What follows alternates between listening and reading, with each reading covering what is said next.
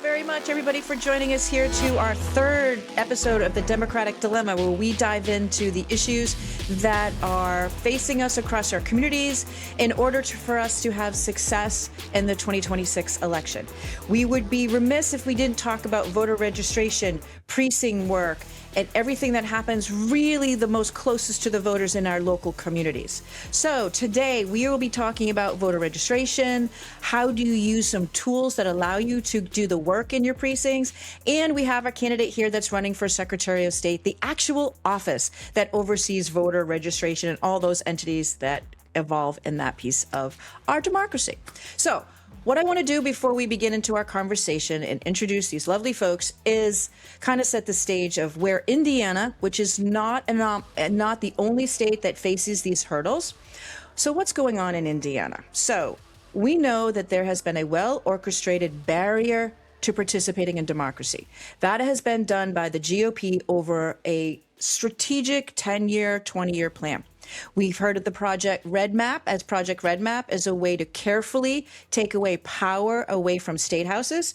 And the state of Indiana was a target. My district here in 2012, House District 5, was a targeted Red Map district to gerrymander our state house. We also know between 2017 and 2018, the GOP successfully purged over 500,000 voters from the voter rolls. Now, Common Cause got involved. There was a lawsuit to stop that, but legal action had to be taken. And I know I have learned a lot from working with these folks. I have learned that 25% of the voter rolls change every 4 years. People move, people age into the system, people move state to state, people change names. A lot of those factors play into it. And more recently, if you haven't heard, the Trump administration is going around asking states to give that administration voter rolls. Indiana has handed over their voter rolls to the state of Indiana. So I know that seems kind of like bleak, but when we do the work, we can overcome these obstacles. And that's why this group is so important to talk to. So without further ado, I'm going to go around and introduce everybody, let them introduce themselves, and we'll get into the conversation of how we take action against those forces that I just outlined. So Aimee, why don't we get started with you? Why don't you introduce yourself? Sure. Thanks so much, Mary. My name is Aimee Cook, and I am the Client Success Director at Civitech. And at Civitech, we are trying to make elections and voting more accessible via better data and technology. So we help to support candidates and organizations nationwide. And so we've got a lot of insight and context there. So I'll pass that back, Mary. Okay, awesome. Brendan Kelly, welcome. Yeah, thank you. And I'm on the partnerships team at Civitech, and I've also in the past directed our programs to treat voter registration and to help people get registered, including in Indiana. Awesome. And we'll be talking about that study. Okay, Blythe Potter, candidate for Secretary of State here in Indiana. Welcome. Hi, thank you for having me. I'm Blythe Potter. I'm seeking the Democratic Party nomination for Secretary of State. Primary job is overseeing voter turnout. We're nearly dead last for overseeing the elections, and we are nearly dead last for voter turnout. So we've got a decent number of registered people. They don't feel like their voices are being heard. So I'm working to change that. Awesome. Okay, let's dive in. So I am fortunate enough to have Josh on this call. Josh does a lot of the back end stuff on our podcast. Josh, could you throw up the graphic? I want to start with a graphic that really demonstrates what are the phases of a campaign and what candidates have to do in order to be successful to get across that win line. And what I'd like to also talk about is increasing voter turnout. Do we have that graphic? Awesome. Okay. If you're watching this, and if you're not and you're listening, what you see is the phases of a campaign cycle.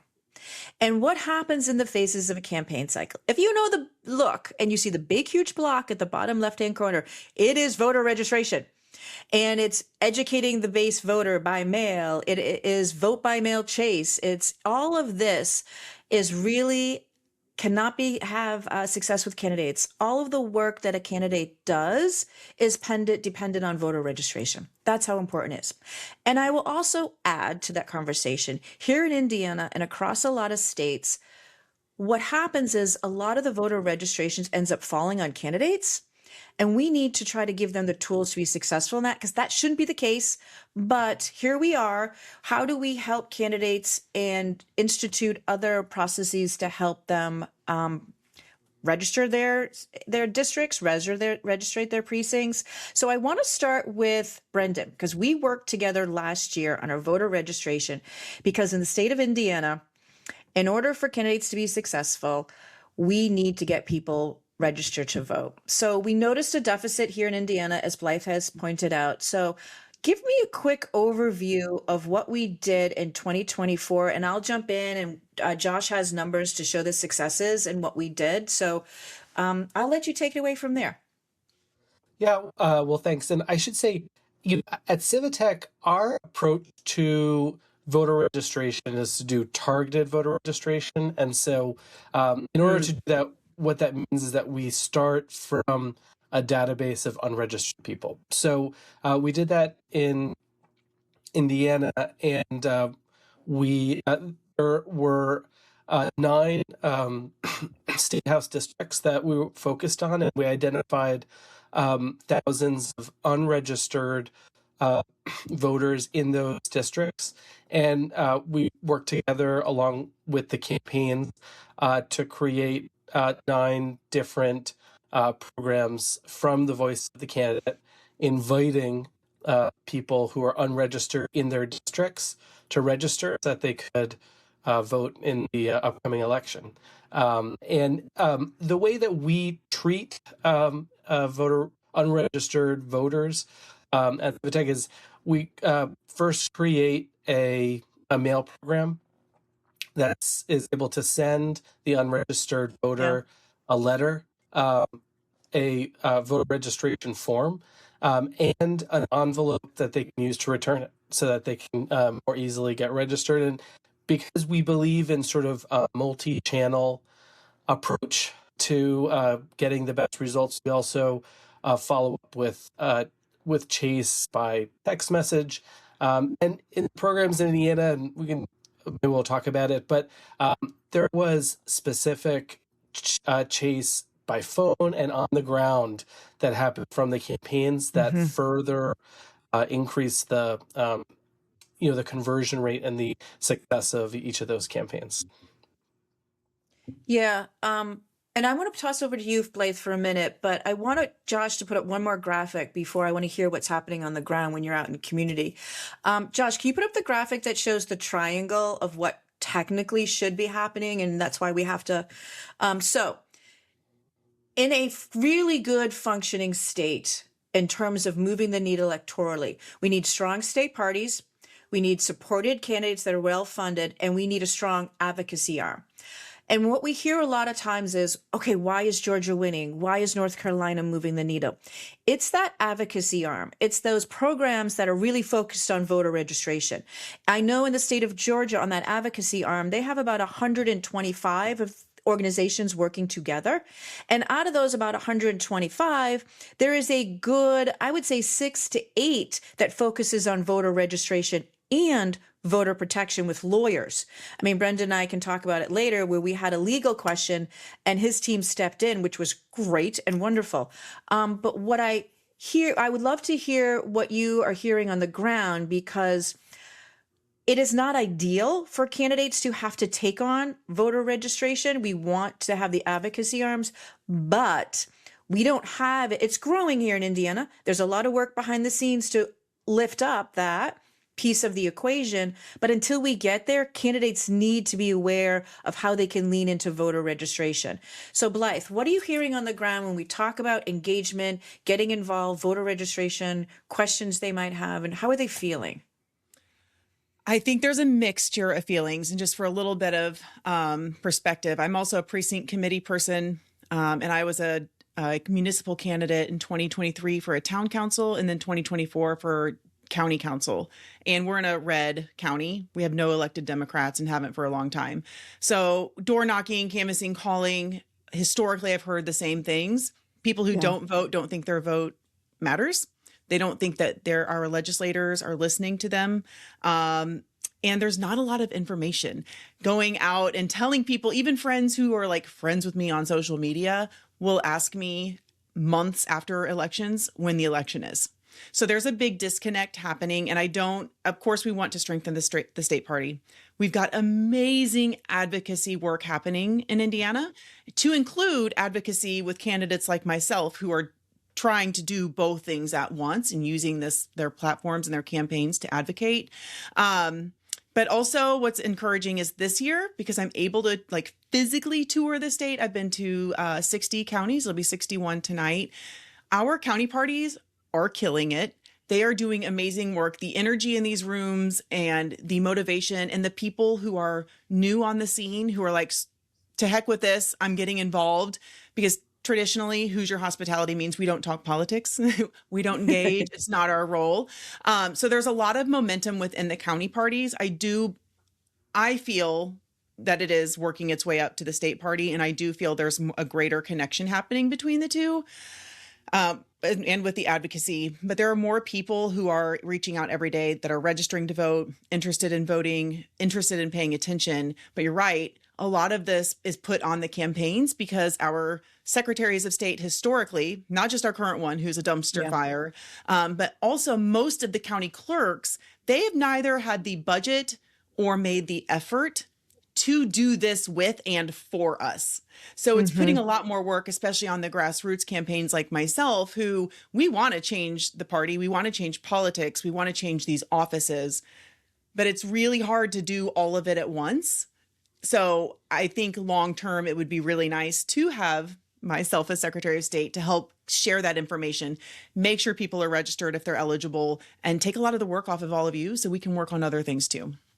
You bring up a really good point, because Brendan and I ran into a dilemma. I mean, it happens with understanding the clerks and what forms you can use, what forms you can't use, because our Secretary of State on the regular in our I point down here, I'm like the chuckleheads downstate, change the laws on the regular. So when you're changing the laws on who can and who can't vote, the ID laws, the age, the signature have to match on this and that, and you make it really complicated, there's going to be some questions. So what I loved about the program and working with Brendan last year and his team is when we felt like a bait and switch happened with one of the forms, Brendan's team and the lawyers could go in with a legal understanding of voter registration and ask the right questions. And I'm like, okay, that's really beneficial. I cannot say that enough in terms of programs. But going back to what you said, Blythe, about the advocacy arm, I know because after in 2020, was it after 20? Okay, when did Georgia win? That was 20, when Biden won in 20 after elections. They all merged at this point. Kim Allen with Power the Vote was working with a voter protection entity to educate the county clerks, working together across the aisle. It doesn't matter. We want everybody to vote. And we're missing that. So until we get there, we've got to figure out how to solve some of these gaps. So Aimee comes into that because she offers a tool that allows people who are working in their precincts a low barrier to entry way to get organized. So Aimee, tell me about your tool about Running Mate that allows communities, and especially as Blythe said, some of these really red areas who are still learning the ropes, and how can they get involved and how can they get organized to start some of this process? Yeah, so that's a great question. So one of the tools that Civitech has built to try and make these processes easier is called Running Mate. And what it does is it allows people to organize at either a district level or all the way down to a precinct level and see not only the people who are registered who need to be reminded to turn out to vote, but also the people that we have in our unregistered person database. So if folks wanted to do like a precinct by precinct voter registration, canvassing, and phone banking, we can enable that with Running Mate, or all the way up to statewide level. So that is the Running Mate tool that we're talking about.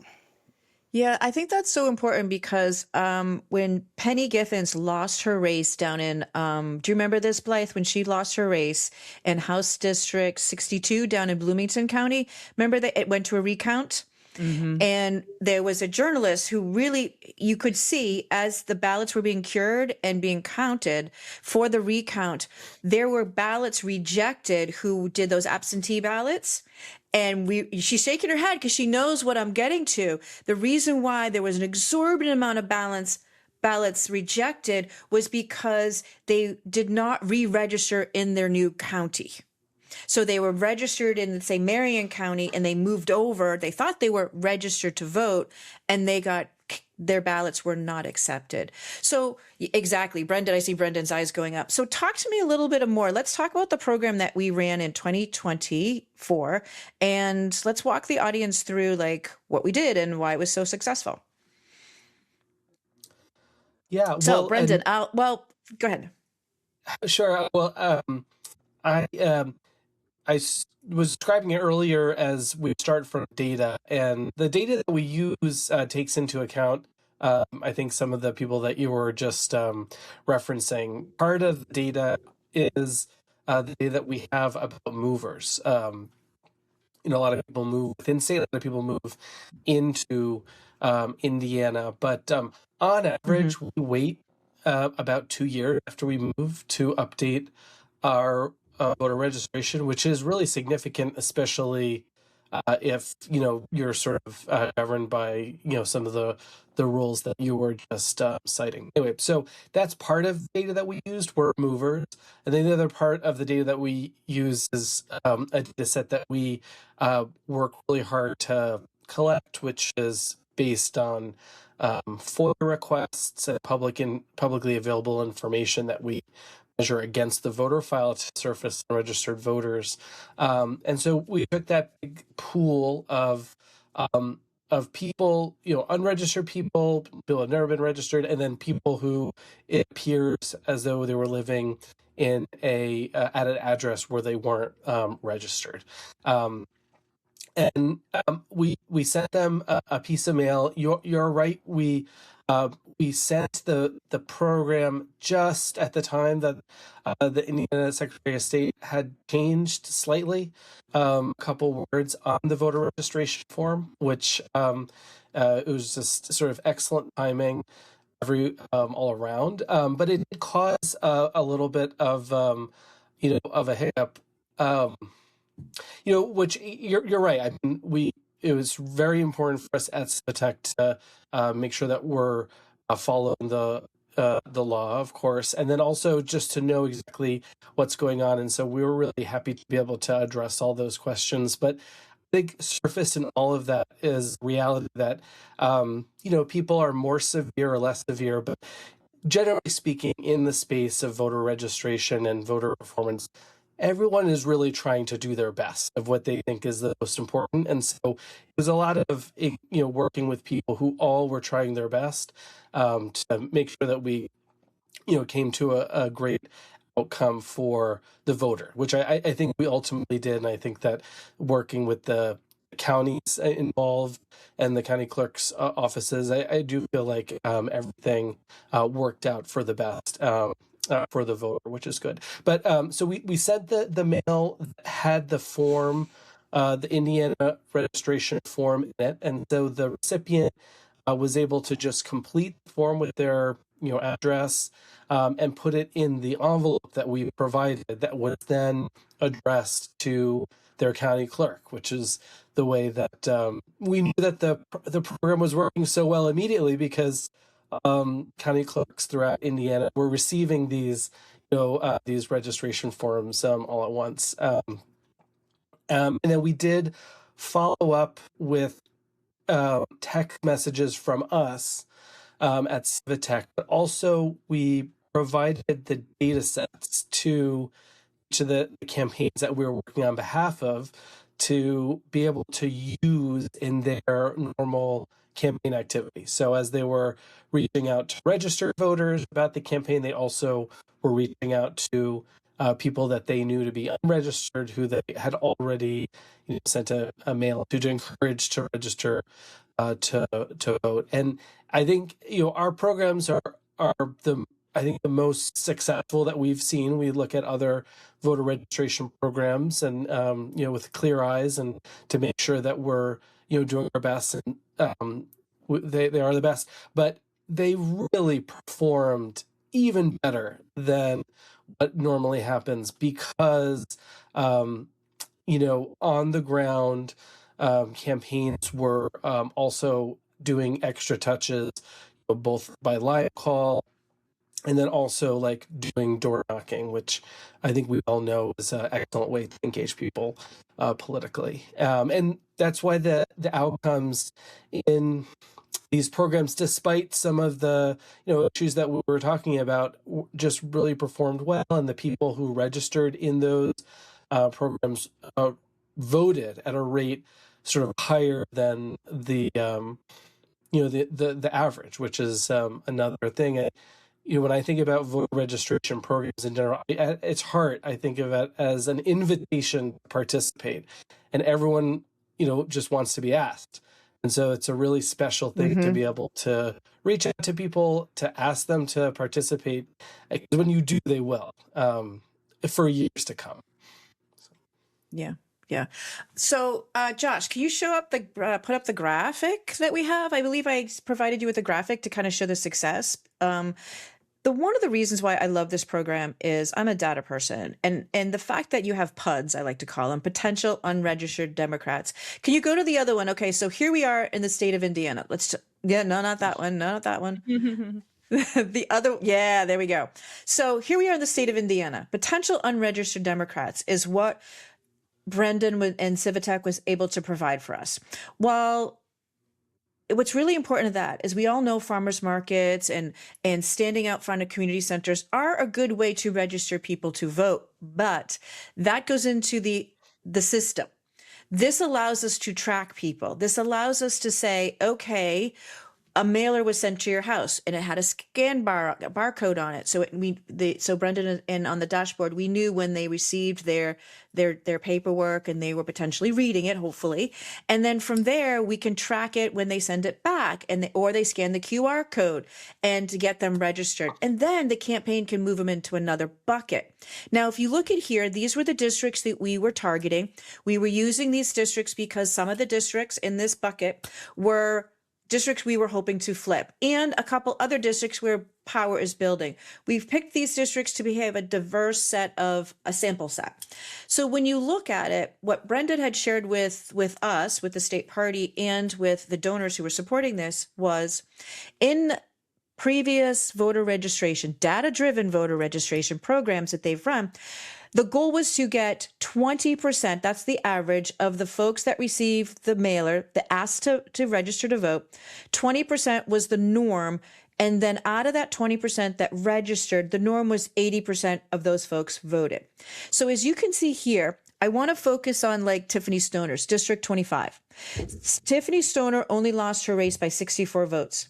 If you look at the program that was run here, they well surpassed the 20% mark. They hit 39.60% of the folks that they contacted were registered because the additional efforts on the ground, as Brendan said, they had data to actually go after people. We sent them postcards. They were getting door knocks. I know Josh Lowry's campaign was really good with that. And if you look and you follow it over to the left, they registered 937 folks. Out of that 937, they hit 69% of those people voted. That's 650 people, new people, voted in her election. She only lost by 64 votes. While this isn't the game changer for a campaign, it's a piece of the layer.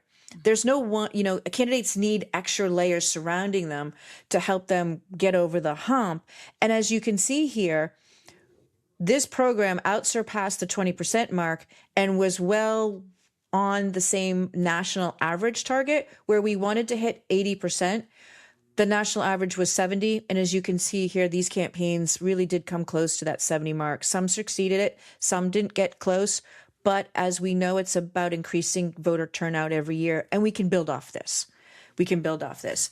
So Blythe, when I show you a program like this, how do you think the county parties that are looking to get active and looking for a project, this could play into some of the work that they could get into? Because I hear this all the time.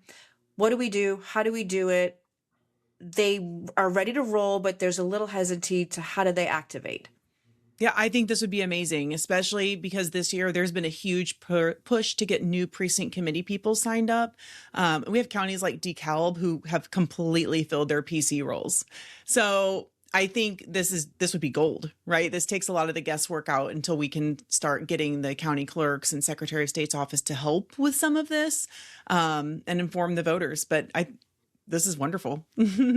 Yeah. So, Aimee, walk us through. Let me ask you this question. If you have an active precinct and they want to start door knocking in their neighborhood, does it cost them anything to get started to start knocking on doors? Where do they stand? How does this work? How do they get started?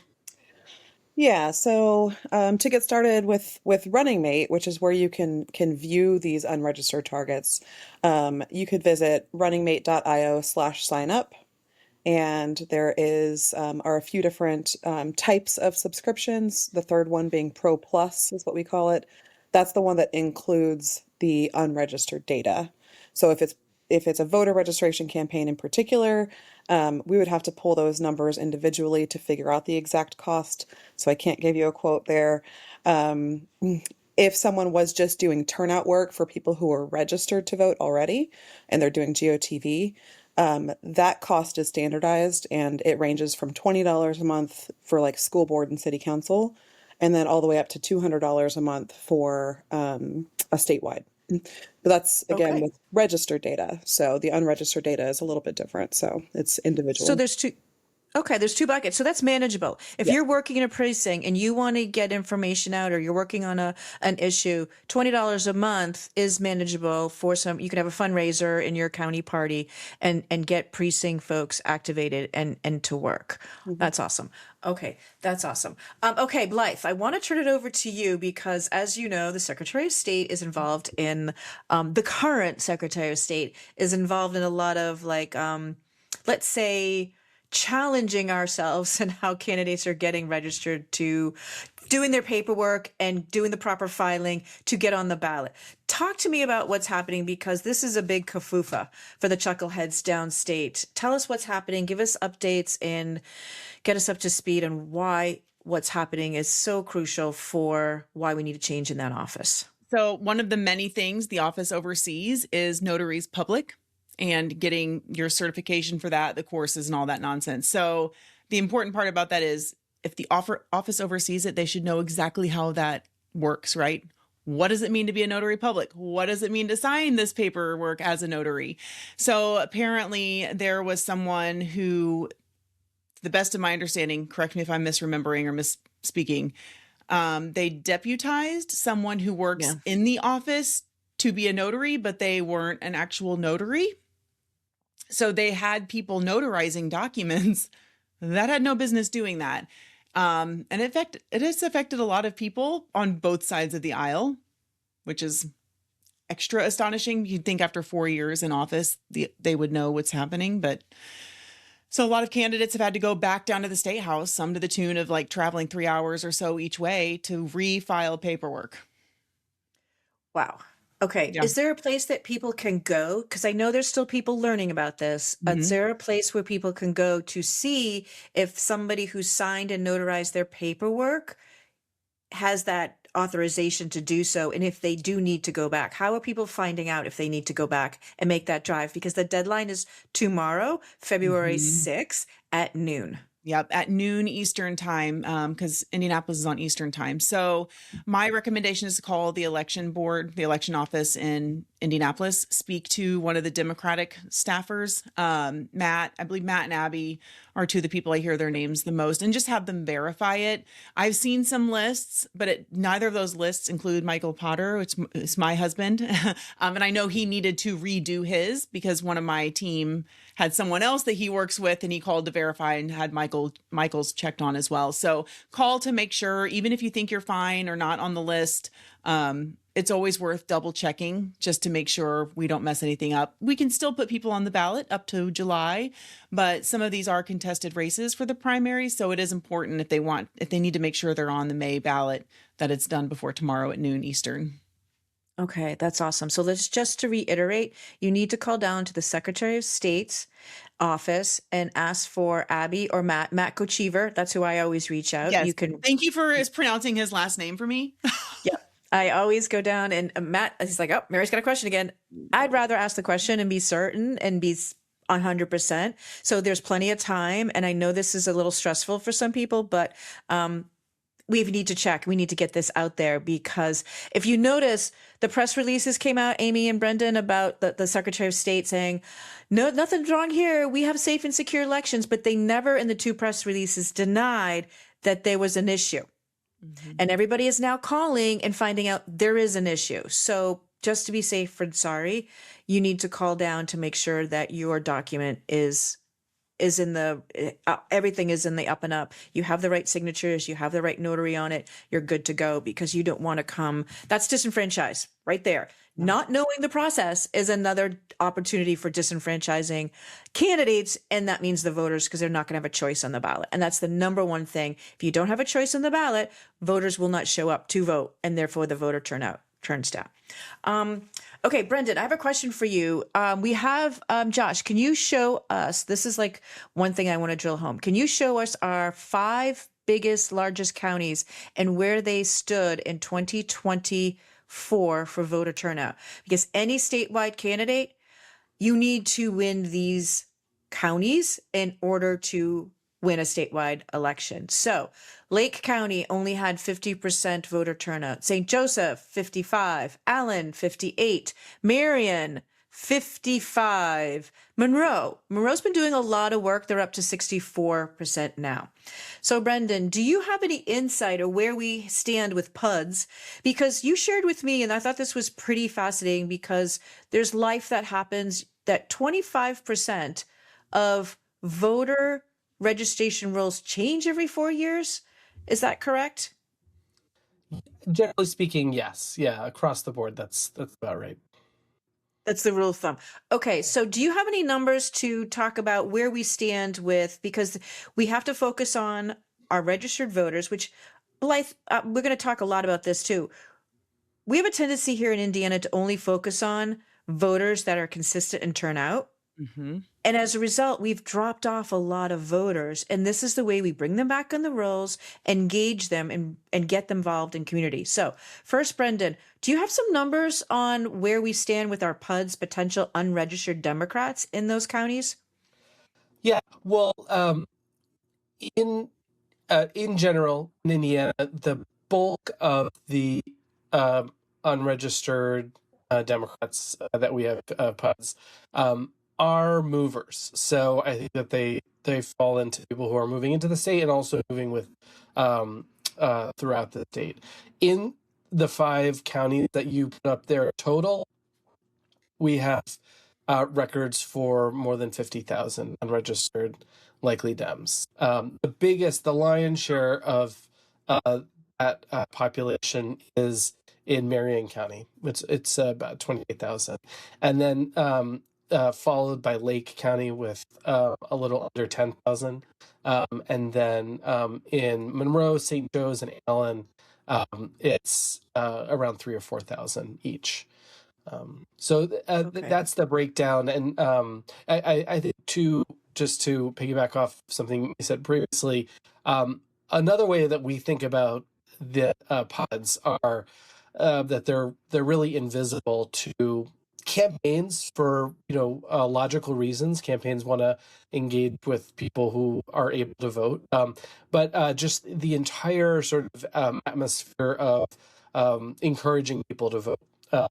Until you're registered, you don't show up on anyone's list, and so that's why voter registration is so important, to bring people out so that they can start showing up on people's lists. They can start getting campaign messages. And I think the last thing I'll say about the PUD, or the unregistered population in Indiana, really that we have records for, it's worth pointing out that these are all past voters. These are movers, people who are either moving from somewhere else or from inside Indiana, who have registered to vote in the past. So it just means there a lot of opportunity can be gained by just nudging, inviting these people to update their registration. And I think that you will see them vote and participate in elections this year and in subsequent elections.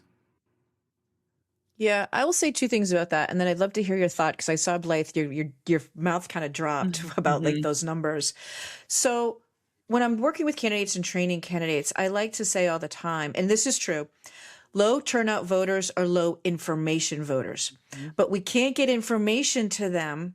We can't engage with them. We can't educate them on what's happening in the community if we can't communicate, connect, and invite them into community, invite them into a movement, invite them into an opportunity for change. So low turnout voters are low information, and this is the first step to getting there. I was going to say something else, but I'll pass it back to you, Blythe, because I saw you react. You're like, holy cow. Those are some really large numbers when you talk about Lake and Marion County. So what comes up for you as you're circling the state when you hear that? Because this is an opportunity for us to really hone in on some of our key demographics so we can make some change. It just drives home what I'm hearing when I'm door knocking. People have no clue what's happening with our elections. They are not being listened to. People are not talking to them. And we by and large spend the money and the time on the same population. As that population dies or moves, we don't increase that at all. And there's no support on the county or state level from the Secretary of State's office. And I'm not throwing counties under the bus. I think that is the responsibility of the chief election officer to make sure that the counties can inform their constituents. Yeah, I'm looking around my desk because I saved it once. It's pretty much the size, it's smaller than this. And I have like my passport thing here because I have to renew my passport. But this is what the state does. They create barriers for you to register to vote because if you have moved, they will give you, I think it's every 2 years, correct me if I'm wrong, Blythe, but you get a little postcard to confirm your voter registration. It's really, really thin. It's really, really tiny. And the print is I know our elderly community could barely read it. I was like, what are they saying on this? And it looks like junk. It does look like junk mail. It looks like junk. It kind of looks like a sweepstakes offering. Yep. It really looks really cheesy and not professional and not legit in this day and age. And it tells you to check the box if this is not you. I mean, how backwards is that in terms of trying to verify that you're on the registration? If it's not you, human nature are probably going to go, whoop, that's not me, and throw it in the trash. So they're not truly finding folks that move, because there's a misconception here in Indiana that, well, we've got a lot of people registered. We do, but they're incorrectly documented. And those barriers to get to the polls and actually successfully cast your ballot are there. Yeah, exactly. So, Aimee, organizations on the ground, I want to talk about your platform because we have a lot of, as Blythe said, we have a lot of folks activating on the precinct level, and we have a lot of people starting to step up at their first entry point running for trustee advisory board. Talk about how this tool that you offer would make organizing and creating activity and a movement and community in their area accessible, because I know candidates are very scared of van. And at the same time, in Indiana, when you don't have people voting, the van is pretty null. It doesn't have a lot of information. So talk to me about the process that you've experienced working with other candidates that had that same feeling, that angst, but knew they needed to lean into a tool to make their life easier. Yeah, good question. So, getting into campaigning, it is daunting. You're having to learn a whole new skill set. One of those being how to even look at a voter file, how to manage your voter file, how to reach out to people, how to know who to even reach out to and when. So that's one of the things that Running Mate tries to make simple for folks. So if it's a first-time candidate who is brand new at this, we help them to create universes. We have some preset universes of folks that we recommend you can reach out to. So persuasion targets and turnout targets, especially there in Indiana. So those are going to be those folks that just don't turn out as often, right? We've already got those pre-identified for you. So you can just get up and running and know who to talk to.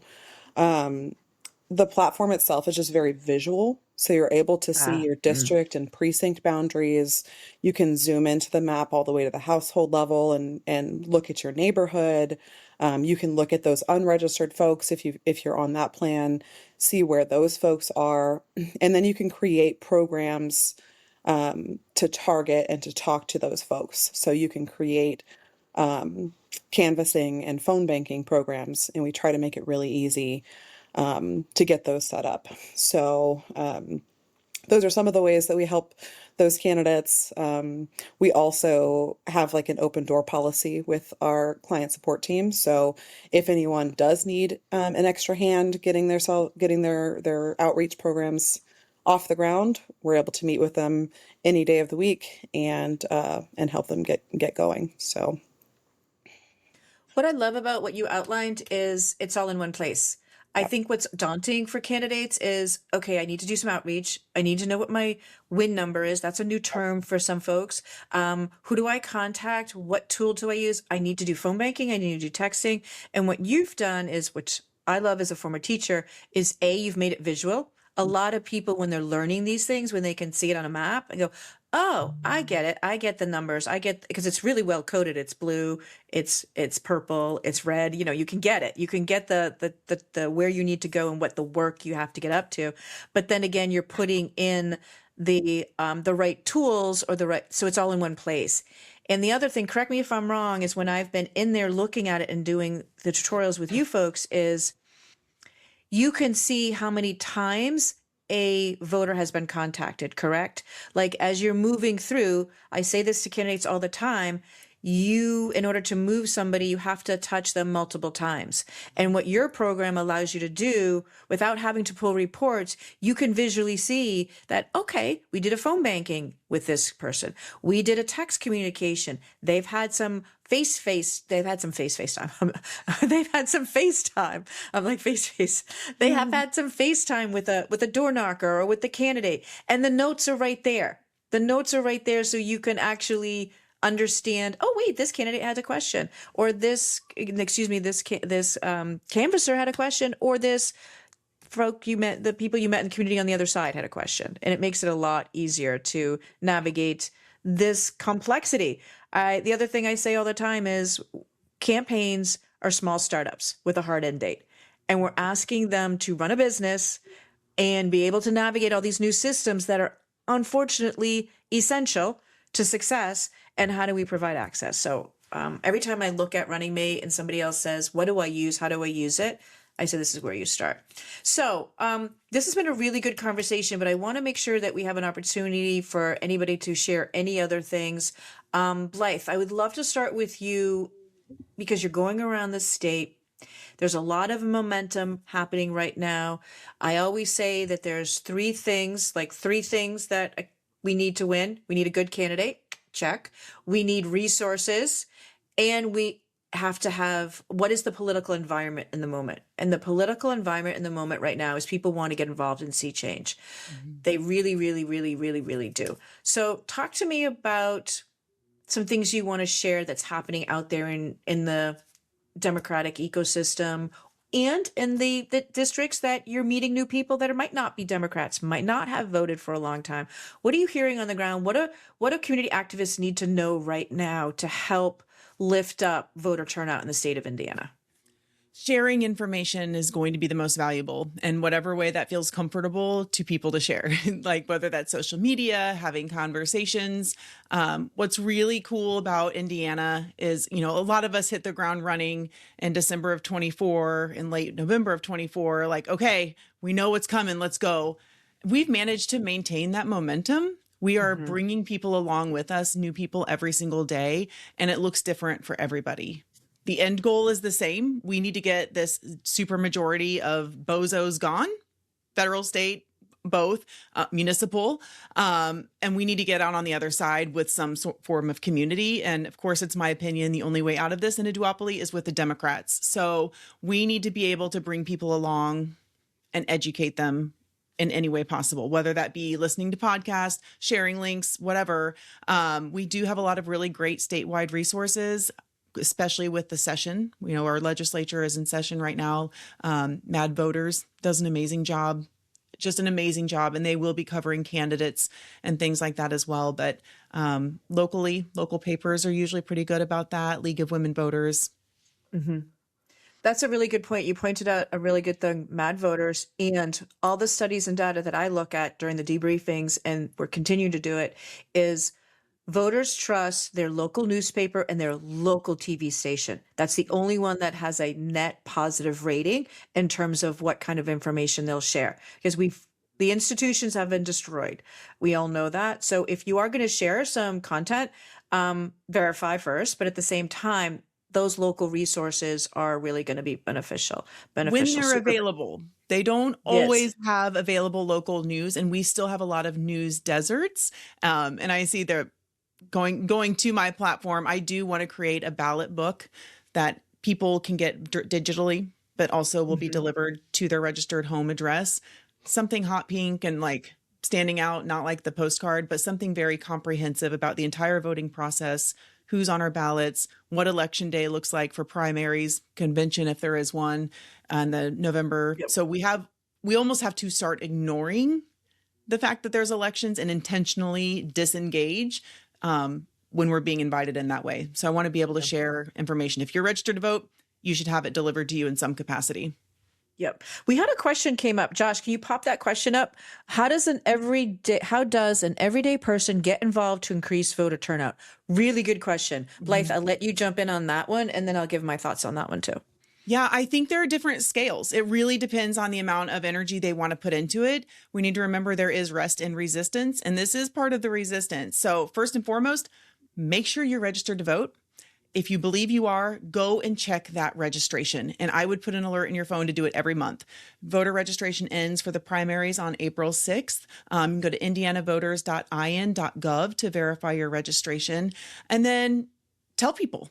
Like literally start having these conversations. Create, even with your personal Facebook account, if you have it, create an event, say, join me for the polls on May 5th. That way you've got an event coming up. It's going in your news feed. It'll just kind of go out organically. You can invite your friends, post about it, plan to go with people. It's Cinco de Mayo, right? Go vote and go have a taco or whatever you decide to do after that. If you need childcare or to ask off of work, start thinking about that now. May will be here quickly. We are already in February. If you want to do more, we have candidates like myself who would love to have you help volunteer to make sure people are registered to vote and know about what's happening. Local county parties, even if you don't want to be involved in politics, politics is going to be involved with you. So it's worth checking in with your local Democratic Party. Volunteer, be a precinct committee person, be a vice precinct committee person, just be someone who can help, because I can nearly guarantee you every single county in the state is going to be working on voter turnout, education, and increasing registration too. Yeah, those are awesome, amazing tips. And one thing I will add to that is you as a person, great question, whoever asked that, you are the trusted messenger. People will, in your network, it's always good to start with your bubble. You have an exorbitant amount of network. You just don't realize it. You can anchor, you are the anchor and use it. And that's how you grow. So create a private Facebook page if you want to start small, and then grab information from Mad Voters, grab information from Blue Indiana, that's our anchor here in state, and repost it there and let your folks in your ecosystem learn about it, and then start sharing it out when you start getting comfortable and whatnot. That's step one. Information is gold. And a lot of people think somebody else is going to do it, but start with your network. And I would also add, we used to say this all the time. The Office was a joke about it. Have those conversations at the water cooler. Have those sticky, uncomfortable conversations about how you feeling about what's going on, because you'll be surprised how many people are unsettled about what's happening in our country and our communities. And then you'll have, as you plug into Mad Voters and Blythe's and other candidates' websites, you'll be able to direct them in places to get involved to learn more. Information is gold. So the more information you have in your toolbox, the more you can engage with other folks. Great, great, great question. Are any other questions out there, Josh, before I toss it over to Aimee? Is it all people who are not voting, or is it just Gen Z? Great question. Great question. Really good question. In Indiana, I will say it's a mixture. The reason why I say that, and then I'll like Blythe, and then Brendan, if you have any data there. In 2022 election, after the 2022 election in St. Joseph County, we pulled the numbers. We noticed that our 65 and older were dropping off voting. Why is that? We were making mail-in voting harder. So it's not just Gen Z, it's the barriers to entry that I like to say all the time, that the state of Indiana makes it harder to vote. So it's not just Gen Z, but I will say, which is coming up in a minute, next week, we're going to continue the conversation on voting. We are going to have some guests. There was just a poll done with this organization, a nonprofit, with Recenter, with Jocelyn Vare. And we have another great activist coming on right here with the deputy director of Count Us In. And we're going to release the study on 35 and under voters in the state of Indiana and find out what's triggering them, why they didn't vote, how we're going to get involved in getting these folks voting. So great question. That's going to be coming up next week. So we will stay tuned for that. But so it's not just Gen Z, but I will say, you've heard me say this many times, and I'll share this story because it comes down to us inviting them into the conversation. Just like Brendan said, voting is an act of being part of a community, and you have to act. You have to be asked. People are human. It's just human instinct. In 2022, when I was sitting around a statewide meeting with another candidate, another group, and I was asking because we all know, I'm looking for my phone, we all know 35 and under millennials and Gen Zs are on this. This is how they get information. This is how they communicate. This is how they get updated. With that being said, that's 2020 was the big curve for digital. If you didn't jump on digital, it's a campaign, you're behind the 8 ball. It's not about TV all the time. TV is a piece of the equation, but this is it. And I was asking the team, so what are your strategies or what are you leaning into in terms of activating the young voters using digital? Eyes shot across the table like I said something, like I swore at somebody, because don't pay attention to the young voters. They're not consistent. Just pay attention to 55 and older. And I was like, wah, wah, because if you stop, as we talked about, if you stop engaging with voters, they will drop off. So it is going to be up to us, and that's what we're going to be diving into next week to start that conversation, is how do we engage our young voters, because they are hugely important to the issues and challenges they're facing. As we saw, too, if they're, tomorrow's the deadline, but if the lists come out, I'm going to add this little caveat, if the lists come out and there's still uncontested seats on the ballot, people vote for young people because they will represent them. So if you want to get on the ballot, reach out to folks, reach out to myself. I'll figure out a way to get you connected. Reach out to Blythe. We'll figure out a way to get you connected with the right folks to get you on the ballot, because people will vote for people they can relate to. And we need more young people on the ballot. So there's my stump speech on that one. So any other great questions out there? Do I see one pop up? No. No? I do want to mention I got the endorsement for Indiana High School Dems, which is really exciting. And I have an amazing number of young people who aren't even old enough to vote or be in high school who are engaged in politics right now. And we need to capitalize on that. When I was getting my MBA, and this was in 2018, 2019, so relatively recent, the research was still showing that word of mouth for small businesses, because you're referring this is really like a small business. I'm a small business owner, so I feel like that's why I'm able to multitask this. Word of mouth is the best form of getting out information about your small business or about a campaign. And we are seeing algorithms push back against on liberal or left-leaning progressive, however you want to say, not GOP voices. So texting, emailing people, obviously sharing on social media helps too. Yep. But making sure you are having these conversations. They're so valuable.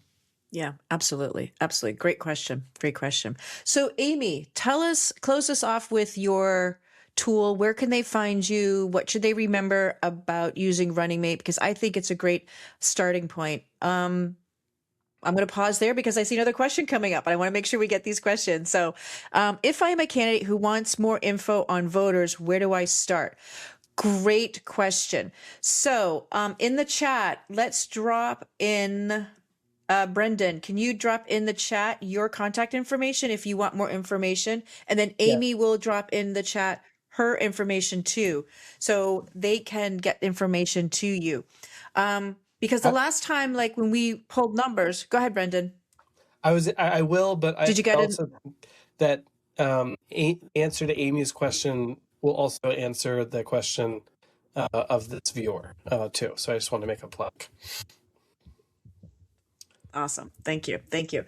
So yeah, yes, reach out to either Aimee or Brendan to get that information. I also will say, Brendan, when we get to you, I want to make sure we talk about a point that I want to make sure I bring up about congressional races. Aimee, close us out on the highs, the highlights. What should people remember about Running Mate, and how can they reach out and get in touch with you? I know you just put that information, but make sure everybody still gets that locked in. Yeah, sure, would love to. Thanks. So if anyone is interested and needs access to the voter file for their district, if they are running for office or a county party, anything like that, Running Mate can help. It is very visual. It is created with first-time candidates and undersupported county parties in mind. So we would love to have you and support you. In order to sign up, you would just visit runningmate.io/signup, and that will begin the process. And then from there, if you're interested in doing that targeted voter registration work, which is very important, we can get you more information on how many of those unregistered folks are in your county, your district. And then if you want more information on a larger scale program, that would be when you would reach out to Brendan. If you're looking to do voter registration mail at scale, reach out to Brendan, and his email is brendan@civitech.io. Awesome. Awesome. Okay. And a final note, and then I want Brendan to jump in here about congressional races. What's really interesting about voter registration is we go back and we say, where is Indiana in this moment as we are plowing towards the 2026 election? We were building out that triangle, what I referred to as the advocacy arm. And the advocacy arm is those 501c3s, 501c4s doing the year-round work. And one of the areas that we have a gap in is year-round legal teams doing voter protection. I actually just noticed it on Wisconsin's feed. And it was on social media. I don't know if it was on social media I saw it or Substack, but they were looking for, because they already have a director, a deputy director for their state party of voter registration, of voter protection. Because voter protection is different. It's working with the county clerks. It's training candidates to watch for in terms of voter education on how to register, how to vote, mail-in ballots, curing the ballots, that whole ecosystem that has to happen. And it's not just about voter protection is not the end of the race when you just show up and man the lawyers with a few hotline numbers. That is not voter protection. That is way too late. So if you're a legal person out there and you're listening and you're saying, how can I work to save democracy? There is blueprints out there already for you, and I can get you in touch with people. Kimberly at Repower, Kim Allen at Repower, we're more than happy to reach out and have you get involved and stand up a 501c3, which crosses the aisle and you can get up and running. Here's why that's so important. Going back to Brendan, the congressional race. In 2024, the DCCC, the Democratic Congressional Campaign, reached out to me, their voter protection person that's in charge of the Midwest. And everybody always wonders why here in Indiana, why we do not get outside support. Here's the reason. They reached out to me because they know that I've been harping on this, that we need some lawyers to step up for voter protection. They know I've been trying to do that, get that alarm bell rung. And the person reached out to me saying, do you know who we can plug into in the Moran race up in CD1 to make sure they're supported for voter protection? And I had to give him the answer of no. We do not have a voter protection entity here in the state. So when folks are asking and wondering, why don't we get national support? We have to build the foundation first, so then those organizations can have something to come in and plug into. So again, reiterate, legal folks out there, if you're looking to get involved, that is an amazing opportunity to get up to speed on election law and jump in that space, because we have Mervan's race, That is CD1, which is going to get hotly contested. And we have CD5, where we can potentially pick up a congressional seat against Victoria Spartz. So, Brendan, I'm going to have you close us out and make sure we have no more questions, but I want people also to know that your program also runs on the congressional level too. So give us a final wrap up on the opportunity of working with Civitech on voter registration on both the state and the congressional level. Yes. Yeah. Well, and we're passionate about this. So we're as much operatives as we are, vendors. So we would really love to work with all kinds of organizations that are, looking to expand the electorate through targeted voter registration.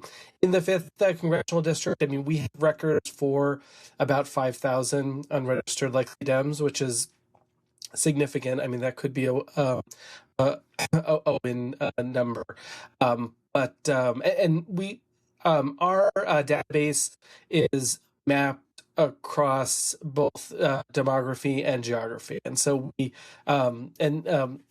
have access to sort of every electoral shapefile in the country, and so as well as in Indiana, and so we can really create a program that targets the people that you'd like to see.